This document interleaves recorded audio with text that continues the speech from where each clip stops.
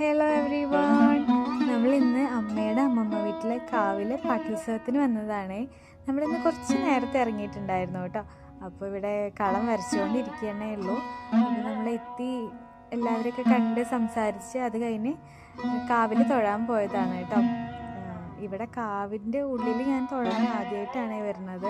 കഴിഞ്ഞ പ്രാവശ്യം കളമ്പാട്ട് കാണാൻ വന്നിട്ടുണ്ടായിരുന്നെങ്കിലും ഉള്ളിൽ കയറി തൊഴണമെങ്കിൽ നമ്മൾ കുറച്ച് ദിവസം നോൽമ്പൊക്കെ എടുത്തിട്ട് വേണം കേട്ടോ.